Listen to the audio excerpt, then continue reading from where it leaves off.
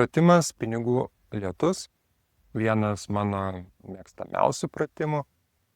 Turiu labai įvairių versijų šio pratimo, bet šį kartą mes kalbėsime apie šitą pratimą būtent žaliojo kurso kontekste.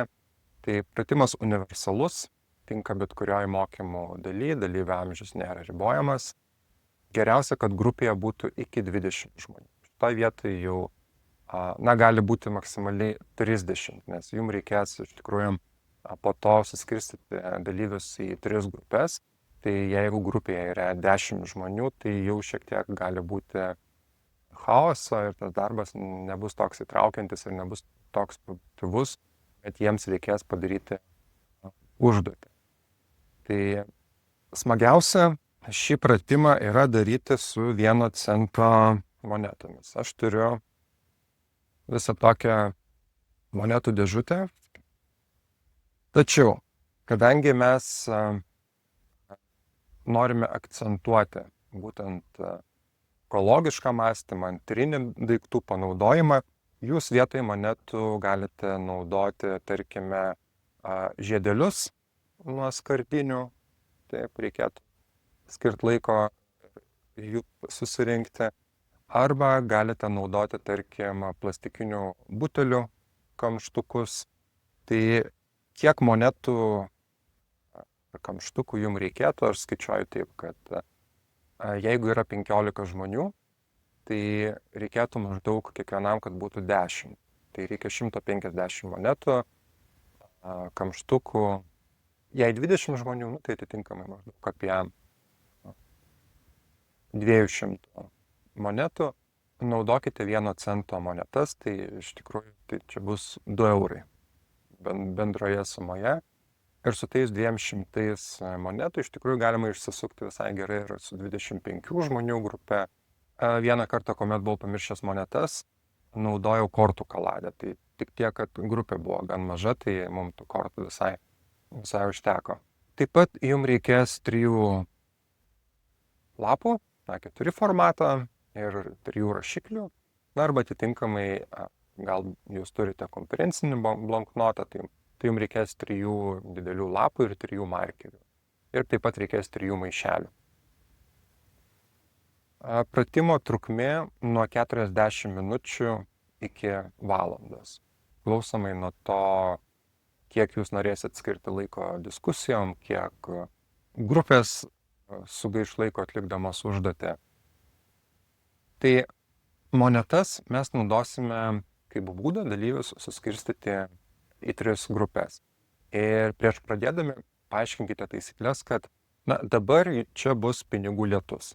Ir jūs išmėtysite visas monetas ir dalyviai turi palaukti, kol jūs baigsite tai daryti. Ir tiesiog palaukti, kada jūs duosite startą, 3, 2, 1, pradedam ir renkam. Taip, nes jų užduotis bus surinkti kuo daugiau monetų. Tai, kad išvengti kažkokio tai chaoso, nes kartais būna, kad dalyviai jau pradeda monetas gaudyti ir rinkti, vos tik tai jūs ten pradėjote mėtyti patalpoje, tai kaip ir minėjau, būtinai paaiškinkite taisyklę. Taip, kad jie palauktų jūsų komandos. Aš išmėtau energingai iš tikrųjų visai patalpoje tas monetas, kad jas skraidytų. Žinoma, prieš tai paprašau dalyvių, kad jie saugotųsi. Tuomet suskaičiuoju iki 3, startas, pradedam rinkti, jie jas renka.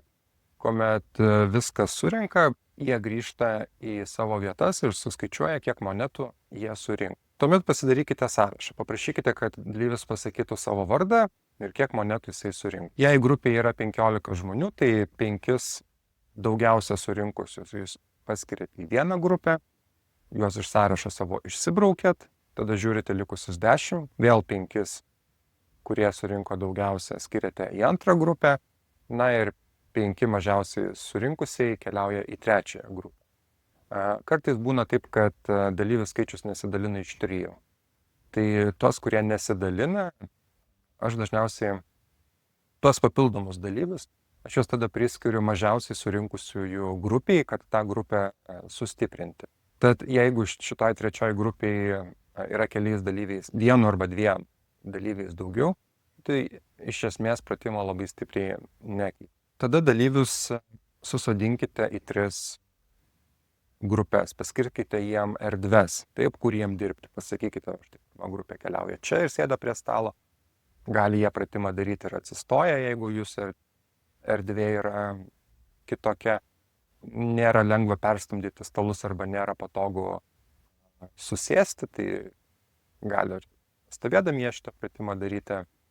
Tai kiekviena grupė turi savo erdvę, grupė gauna po lapą ir rašiklį ir jų yra užduotis surašyti 5 dalykus, ką mes turime savo šalyje pakeisti, kad visa šalis gyventų tvariau, ekologiškiau ir žaliau. Taip, kokius pokyčius jie inicijuotų, kokius galbūt įstatymus jie priimtų, kokius mokesčius padidintų ar sumažintų, ką visuomenėje keistų, kokius įpročius, gal kažkokią tai komunikacinę kampaniją jie darytų. Tiesiog 5 dalykai, ką jie visuomenėje įgyvendintų, kad mes visi Lietuvoje gyventume tvariau ir ekologiškiau, žaliau. Taip, tokia yra jų užduotis. Ir paprašykite, kad dalyviai būtų, kiek įmanoma detalesni ir išsamesni savo atsakymuose, kad būtų kuo mažiau abstrakčių teiginių. Čia aišku priklauso ir nuo dalyvių amžiaus, kuo jie jaunesni, tuo jam bus sunkiau detalizuoti savo pasiūlymus. Ir, pasiūlymai kartais, ką aš turiu omeny, abstraktus pasiūlymai. Tai kartais sako, pavyzdžiui, kad, mūsų pasiūlymas, kad visi šalyje važinėtų elektromobiliais. Tai toks labai abstraktus. Tai dėl to aš jų visą laiką ir prašau, kad pasakytų, o kaip jie tai pasieks.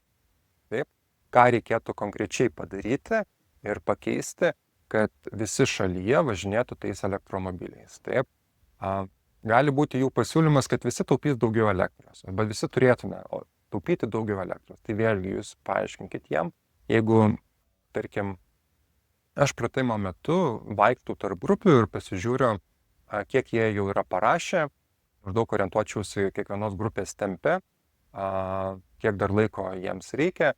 Ir jeigu aš matau kažkokius tai tokius abstraktesnius teiginius, tai aš jų ir paklausiu, tai o kaip jūs to pasieksite, kad visi taupytų daugiau elektros, ar ne? Arba gali parašyti ten, visiems įdiegsime saulės elektrinę, ne? Tai iš ko jūs tai finansuosite? Gali jie sakyti, kad sumažinsim mokesčius žaliam verslui, ne? Tai tada paklauskite, o tai kaip jūs manote, kaip kitas verslas į tai reaguotų? Tai yra sąžininga konkurencija. Arba jeigu sumažina mokesčius, tai mes mažiau pinigų surenkame į biudžetą, tai kaip mes tai kompensuosim, panašiai.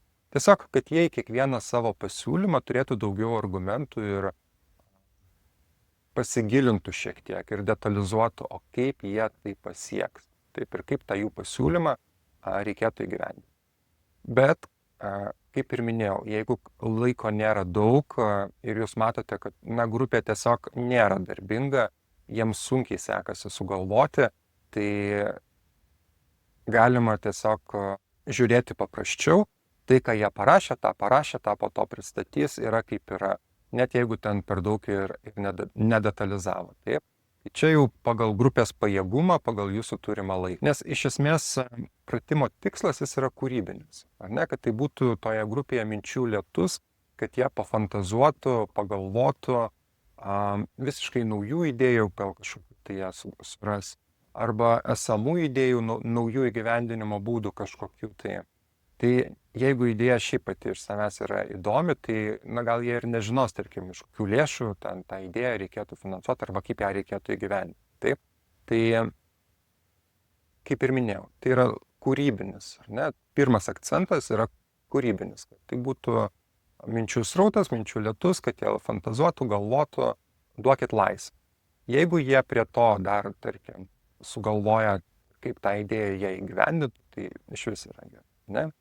Tai duokit grupėm tiek laiko, kiek reikia, kad jie sugalvotų ir išdiskutuotų tą savo 5 pasiūlymus.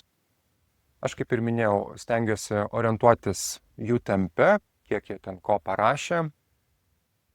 Galima nustatyti laiko limitą. Čia vėlgi, kaip jūs susiplanavę esat savo mokymą. Galite pasakyti, kad, duodama yra 10 minučių, 10 minučių pasibaigia, prasideda pristatymai, kiek parašėte, tiek parašėte. Taip. Tuomet paprašau, kad kiekviena grupė išrinktų savo atstovą, kuris tuos 5 pasiūlymus pristatys. Nėra didelio skirtumo, nuo kurios grupės pradėsite, galite pradėti tų, kurie surinko daugiausia, tada mažiau ir mažiausiai, arba dar atvirkštinė tvarka, arba nuo tų, kurie yra savanoriai. Aš grupės atstovus laiką prašau užlipti ant kėdės, arba ten, kur buvo jų grupė, arba kažkur tai priekyje, kad visas 3 šalia manęs. Ir tuomet jie perskaito savo pasiūlymus. Tas stovėjimas ant kėdės, jisai iš tikrųjų duoda pratimui tokio kitoniškumo, tokio žaismingumo. Ir aš galiu pasakyti tik tai tiek, kad tas žmogus, kuris ant tos kėdės stovėdamas pristatinėjo, jisai po mėnesio jau bus pamiršęs tuos 5 pasiūlymus, bet jis labai labai ilgai gyvenime prisimins, kad jis ant tos kėdės stovėjo. Ne, tai tas išėjimas truputį iš komforto zonos šitoj vietoj, manau, visai tinka ir labai paįvairina pratimą. Kitų paprašykite, kad įdėmiai klausytų. Dėl to, kad po visų 3 pristatymų reikės balsuoti už labiausiai patikusios grupės planą. Visų grupių atstovai atsistoja su maišeliais ir kiekvienas balsuoja savo surinktomis monetomis už jam labiausiai patikusį planą. Jei kažkas turi 10 monetų, gali 5 monetas atiduoti vienam planui, 5 monetas kitam planui. Galima balsuoti ir už savo planą, už savo pasiūlymus. Taip, turiu omeny. Visus skaičiuokite rezultatus, kiek kuri grupė surinko. Na, dažnai atsitinka taip, jog ta grupė, kuri surinko daugiausia monetų, jeigu jie balsuoja už savo planą, tai jų planas laimi. Ir čia iš tikrųjų atsiranda gera proga padiskutuoti apie tai, jog dažnai gyvenime laimi ne pačios geriausias idėjas, bet tie, kurie turi daugiausia monetų arba pinigų. Galima pakalbėti apie tai, ar neprimena jiem tai realaus gyvenimo, jog jie laimi su savo kažkokiais tai pasiūlymais ir turi daugiau įtakos ir, pavyzdžiui, naftos verslas jisai gali daryti įtaką tam, kad sulėtintų atsinaujinančios energetikos plėtrą. Nesvarbu, kad atsinaujinanti energetika yra gera idėja, taip, bet ta grupė tiesiog turi daugiau pinigų, taip.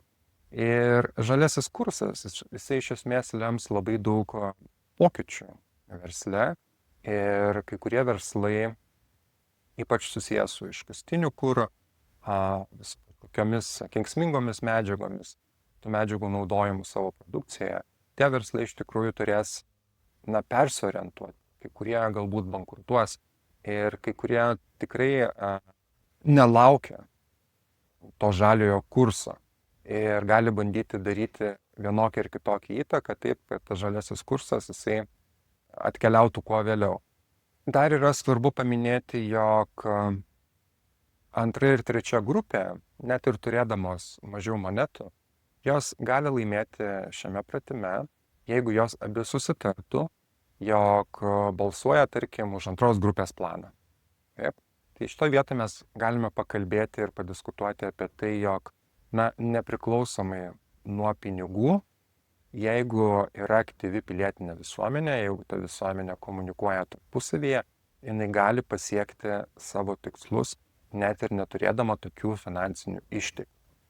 Ir čia yra svarba mūsų pačių įsitraukimo į įvairius procesus vykstančius visuomeniai, svarbu mūsų pačių sąmoningumas, galbūt netgi ir mūsų kažkokia tai lyderystė, kad mes paskatintume juos domėtis, įsitraukti ir pasakyti, kad visuomenė yra pajėgi inicijuoti pokyčių. Jeigu visuomenė pusavyje sutarė, komunikuoja ir turi stiprų branduolį žmonių, kurie imasi lyderystę. Aišku, gali būti ir taip, jog laimi ir mažiausiai surinkusios grupės planas. Tai reikštų, kad tiesiog tos grupės planas buvo labai geras, idėjos buvo geras ir idėjų pristatymas buvo geras. Kas taip pat iš tikrųjų yra labai svarbu, tai vėlgi yra proga diskusijai, kad gyvenime turime mokėti Na, kad gyvenime svarbu yra kūrybiškumas ir kad turime mokėti gerai, įtaigiai savo idėjas pristatyti. Na, o pabaigai jūs galite apibendrinti, sakydami, jog žaliasis kursas yra tas sritis, kur iš tikrųjų ilgalaikiai perspektyvoje laimi visi. Ir net jeigu grupės šioje užduotyje tarpusavyje konkuravo, taip, ir versle ir ekonomikoje verslai irgi konkuruoja, kai kurie, kaip ir minėjau, gali priešintis žaliojo kurso įgyvendinimui dėl to, kad nenori patirti kažkokių tai nuostolių ir bankrotų, bet net ir tie žmonės, kurie dirba tuose versluose, iš tikrųjų jie laimės ilgalaikėje perspektyvoje dėl to, kad jie gyvens švaresnėje, saugesnėje aplinkoje. Tad žaliasis kursas yra laimėjimas visiems.